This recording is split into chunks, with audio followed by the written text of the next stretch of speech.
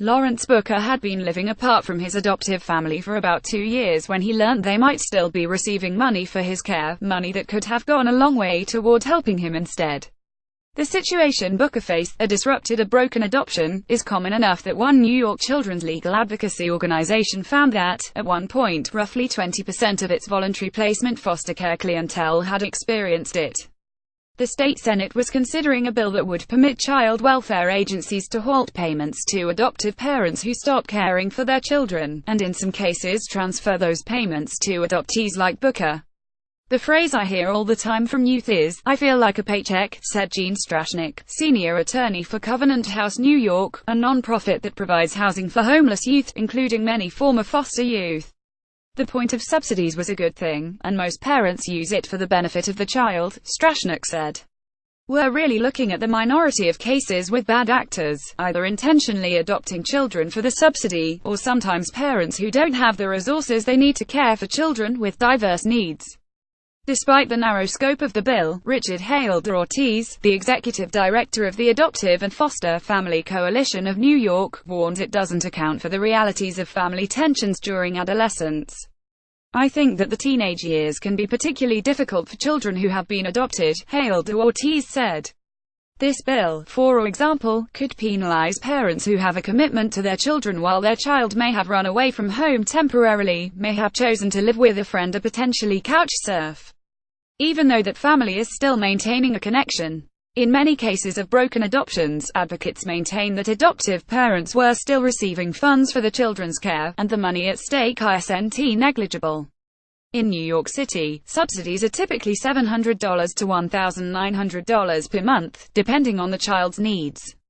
In an email, Julie Farber, the Deputy Commissioner for Family Permanency Services at New York City's Administration for Children's Services, or ACS, said the agency currently provides adoption subsidies for more than 17,500 youth. Farber went on to say ACS had stopped subsidy payments for 500 kids since 2012 because an adoptive parent had stopped providing support for the child. While we would expect that there is some amount of underreporting of such situations, the vast majority of adoptive parents are loving parents who care for and provide for their adopted children as any parent would, Farber said. Profiting from a system meant to facilitate love, Booker, now 21, was adopted at around age 7. From a young age, he said, relations with his adoptive family in New York were tense. They prioritized obedience, and he was, by his own description, rebellious. When reached by phone, his adoptive mother declined to answer any questions regarding Booker's characterizations of events. In his last year of high school, Booker moved out, living for a time with a friend and then, at age 18, with a family he'd met through a summer church camp. But he struggled financially. The monthly commute to his job cost $450, accounting for at least one of his paychecks each month. A co-worker pointed out that, given his age, he might still be entitled to financial support through the adoption subsidy, federal and state funds given to parents who adopt from the foster care system. Those funds usually flow until the child turns 21. Booker said he later found out that his adoptive family was receiving as much as $900 per month for his care, long after he'd left their home. "I was under the assumption that the subsidy was there to make foster kids get adopted," he said. "It's really sad to see people use the system that is meant to create families and facilitate love for making a profit. Because that's essentially what it was." He contacted the ACS to say that none of the funds were making their way to him.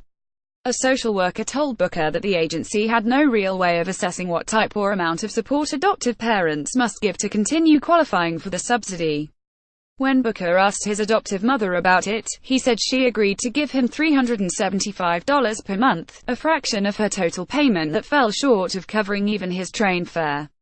Legislating an adoption subsidy clawback. What happened with a subsidy that was intended for Booker's care is the subject of legislation that requires child welfare agencies to confirm that adoptive parents are still supporting their adopted children and that the adoptions have not been disrupted.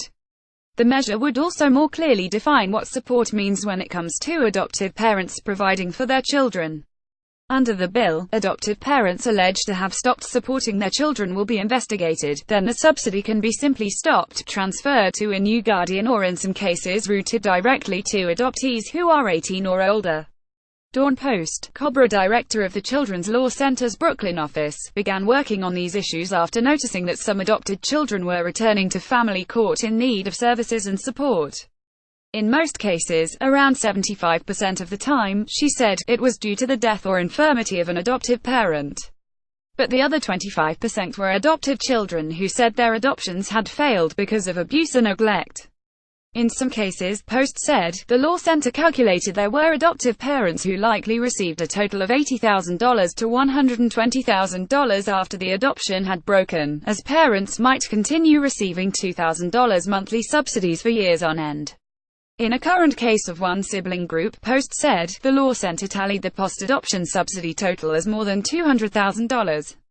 In another case, she said, 4 children were returned to foster care after their adoptive father murdered their adoptive mother. He continued to accrue subsidy payments in jail. Lacking support, children from broken adoptions often struggle substantially. Some may become homeless, living in shelters or on the streets. Next steps. The bill is on hold until the legislature returns in 2018. The coalition of groups pushing it plans to use that time to drum up more support. In September of 2016, Lawrence Booker said, he filed a petition through the New York State Family Courts to dispute the years when his adoptive family was receiving subsidies. They were ordered to pay him $1,237 per month, to cover his educational and basic needs. Head 1. But by then he was 5 months away from his 21st birthday, when subsidies stop. This story was written by Catherine Joyce for the Chronicle of Social Change, a national news outlet that covers issues affecting vulnerable children, youth and their families. Sign up for their newsletter or follow the Chronicle of Social Change on Facebook or Twitter.